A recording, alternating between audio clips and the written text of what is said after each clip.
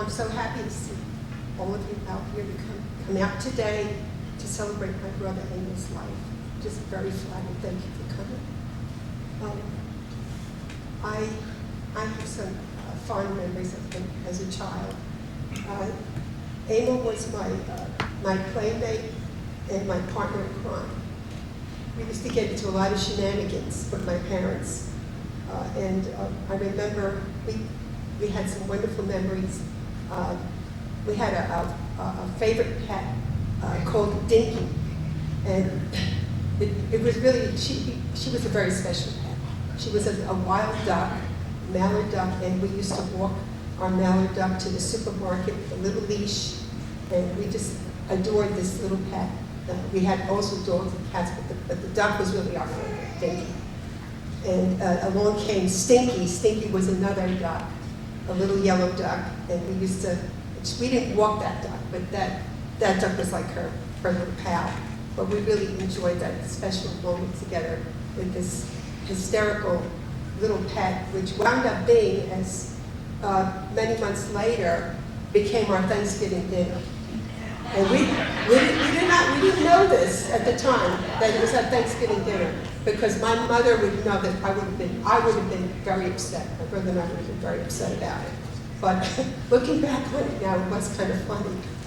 But also, we would get into shenanigans. I mean, typical of a brother and a sister, siblings. I remember one time I accidentally locked him in the attic.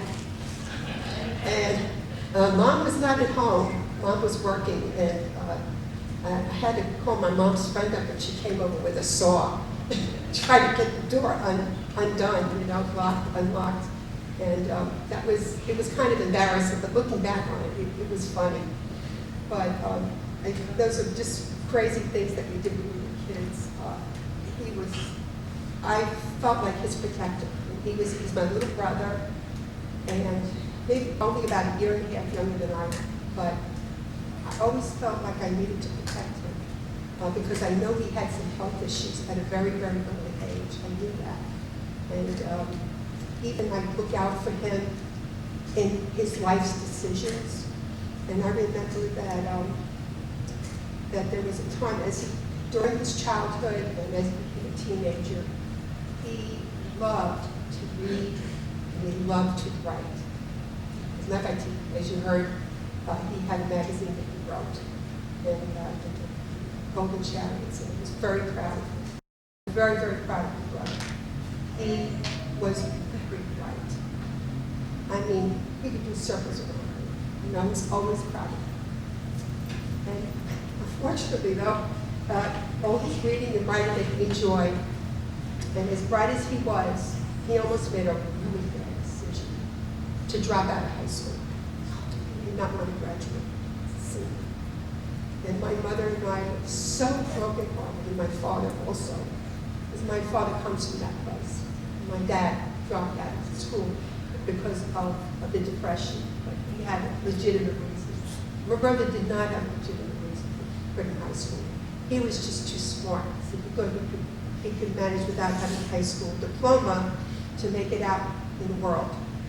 But my mother twisted his arm, almost literally twisted his arm to graduate from high school, from Northport High School on Long Island. And I'm glad that we did that because I know he appreciated that later in life. So as he got older, he evolved. He evolved and he met a lovely person, a lovely woman, Pat, who we embraced from the very beginning. She was just made for him. She just knew how to put up with him. I mean, my brother had his ways. He did. He was a wonderful, loving person. He had his ways. And I was happy that both of them took this journey to become Christians, born-again Christians. So I was really happy because I think that was definitely a fantastic point in his life, in both of their lives. And he has two wonderful children who I absolutely love. They are so personable and so warm and welcoming. Peter and Jennifer, I love them dearly.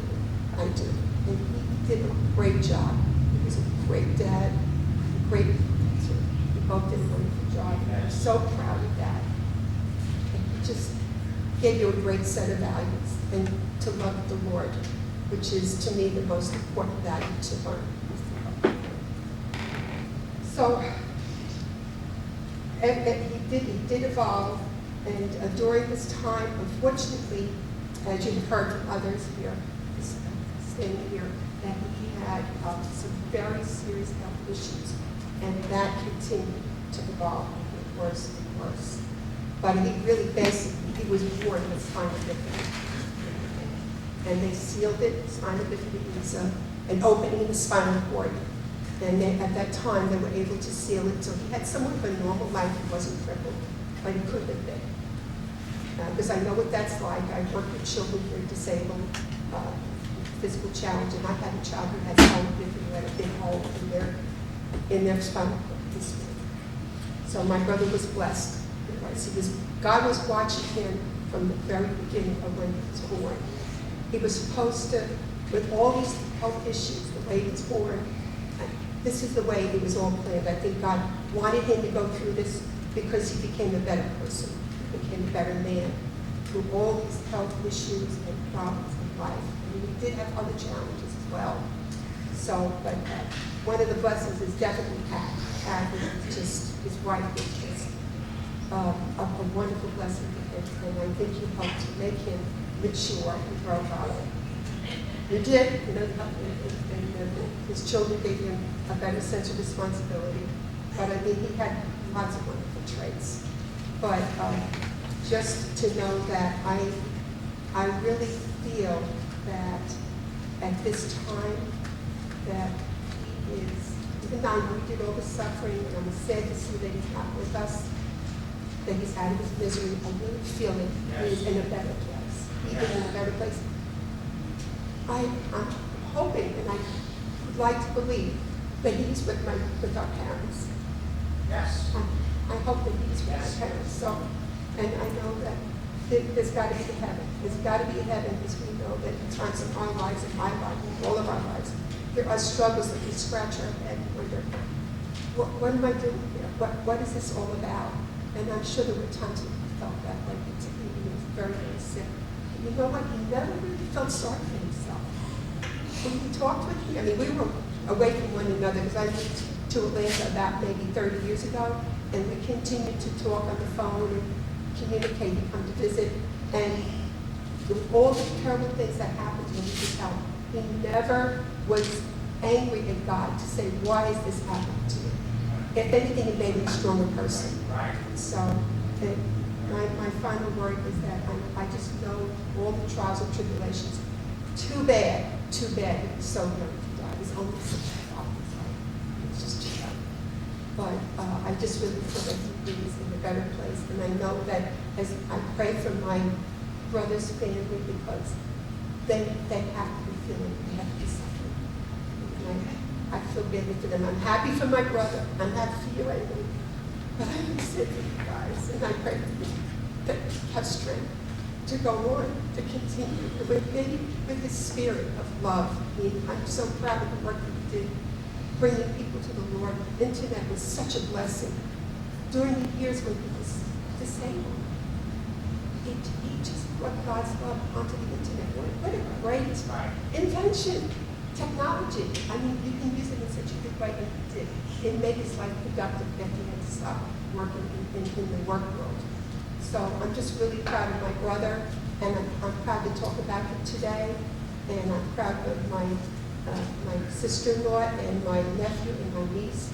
I just keep you in my prayers that you will continue to go on living and have the love that you have for Jesus, that you continue to spread that to other people.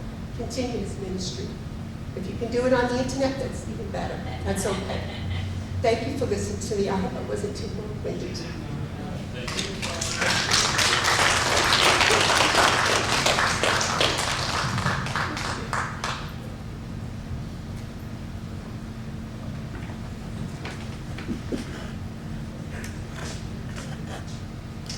First of all, I want to say it's great being back in Long Island and hearing people that really know how to talk. I got a Danish this morning, and this young lady sounded just like me.